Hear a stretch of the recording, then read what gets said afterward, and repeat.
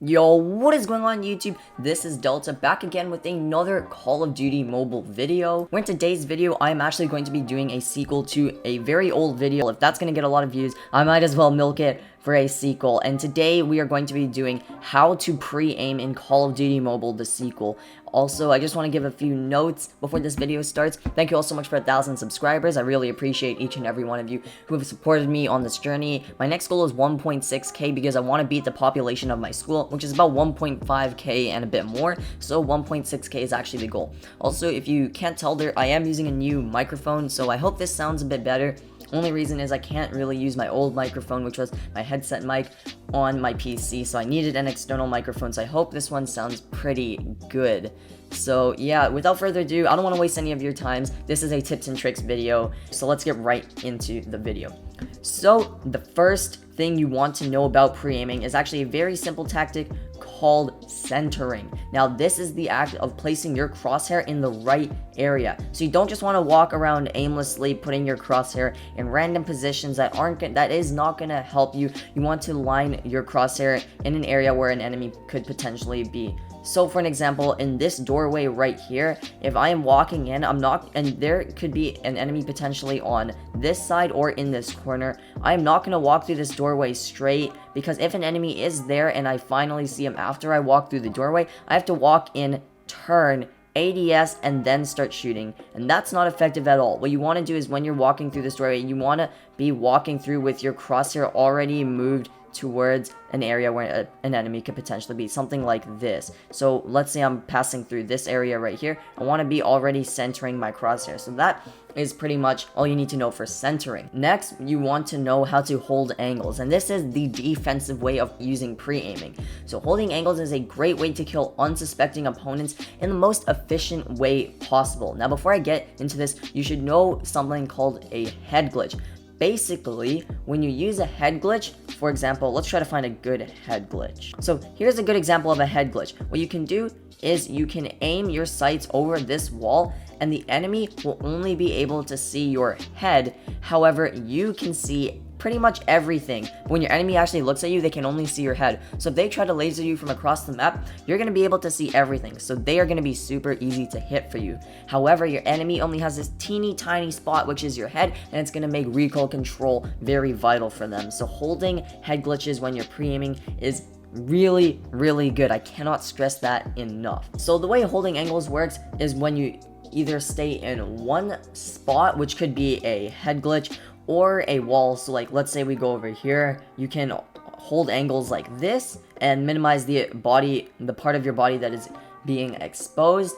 Now there's two things you can actually do. So the first way to do this is you can actually wait for an enemy to cross your sights. So let's say I'm aiming right there. I can actually wait for an enemy to walk out like this, and as I see my enemy, I'm going to start shooting at him, but that kind of takes a bit too long. Another way to do this is actually predict where enemy is going to be coming from. So let's say I make a prediction that he's going to come from 10 through the alley and he's going to come this way. What he's going to do is he's probably going to walk, and as soon as I see him, I'm going to track his body and finish him off, obviously. And that's one way to hold angles, and this is a lot quicker because it is a pro gamer move. All right, you can predict where your enemy is coming from, and that way it's going to be a lot easier to finish off your opponents. So there's actually a second way to do this, and it is a lot more offensive. However, it is a lot trickier, and I call this offensive pre-aiming or just pre-aiming.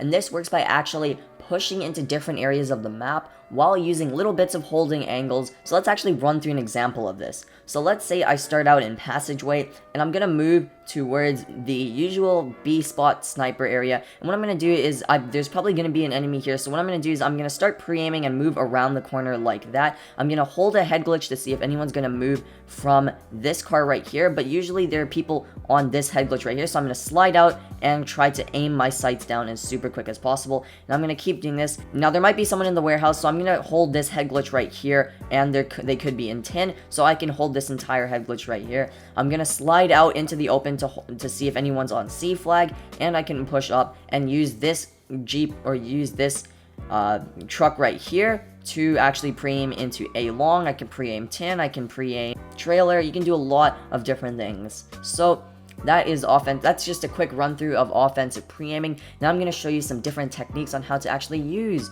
offensive pre-aiming. So the first one is just using centering. So let's say there's a guy in here. What I can do is I can walk in and just center my sights like that, and it's not really effective because all you're gonna do is just hip fire. It's not helpful at all. We can actually take this a step forward by walking in with our scopes already open. So we're gonna go around this corner and then start shooting. This way we can walk in with our scopes already down sights instead of walking and turning and then scoping, because that takes a bit longer. However, there is a problem with this, because when you are ADS, your movement speed is slowed down. So when you are going around a corner, someone behind you, even if they have bad aim, they can easily take you out. A better way to do this is preemptively aim once you get past the door, not before you enter the door like this. This is an idiot move. This is a pro gamer move. All right, you want to get past the doorway or the wall. Let's try this with a wall. So instead of going around the wall like this super slow, oh my god, I'm getting shot from over here, that's dumb, right? What you want to do is you want to get past the wall and preemptively pre-aim. That is a tongue twister, I'm not gonna lie. Let's say there's a doorway right here. You want to pre-aim as soon as you get past the doorway. So that is a much better tactic. And because if you have quick reaction time, let's say there's someone in here and someone accidentally gets caught in the sights, if you have quick reaction time, you can quickly finish them off.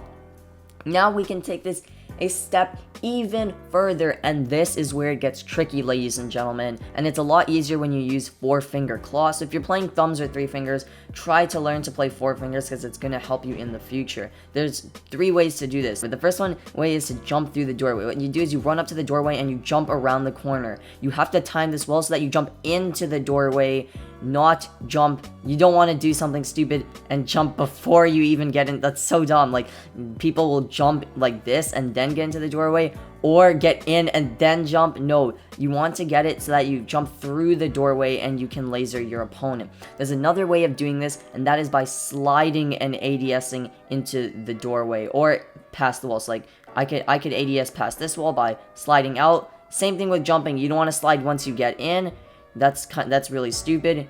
You don't want to slide to the doorway because then you're going to get into a dead slide and someone's just going to finish you off. You want to slide once you get through the doorway, right? And then this is really good because let's say someone is aiming their sights right here. They might be aiming it a little too high. So what you can actually do is slide through, because now your body is closer to the floor, meaning if they want to hit someone on the floor, they now have to adjust their aim down and then start shooting. A smart player will aim right here, but smart players also want to get headshots in, which is really difficult. You can't predict what are they going to slide through. Are they going to jump through? Are they just going to walk through? What are they going to do?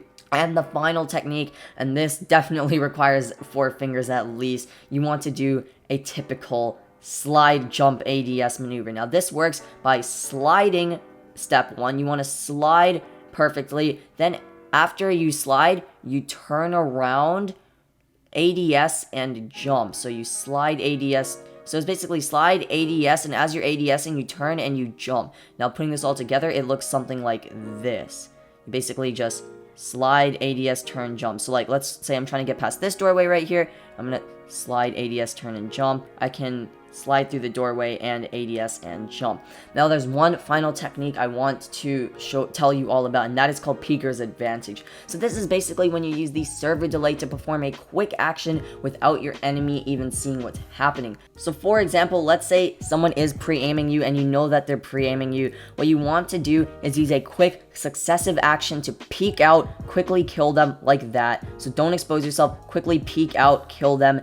And this is really good because what you're doing is you're peeking out super quickly, finishing them off. Now the reason this is good is because when you peek out, the server has to register that information. Your device sends that information to the server then has to process that information and sends it to your opponent's device, and all of that depends on your ping, but it could take anywhere with a really good internet about 20 milliseconds to several hundred milliseconds if your ping is extremely bad, because this way you can peek around the wall and your enemy won't even see you, because by the time, if you have really quick fingers and really quick reaction time, you will actually be able to finish off your opponent before they even have a chance to react. So it goes something a little like this.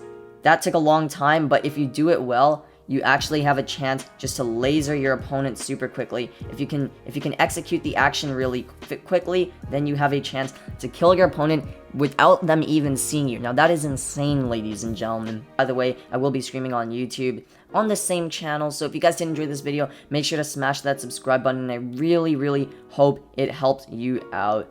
Share the video with your friends if you liked it, and also like the video if you liked it, and if you didn't like the video, like the video anyways. Drop a comment down below what you thought of the video or what you want to see in the next video, and also join my Discord server. We're actually hosting a giveaway on there for a NordVPN 12-month license, so if you want to try win that, I believe there's 2 days left or less, so if you want to try win that, go ahead and join my Discord server, which is in the link in the description below.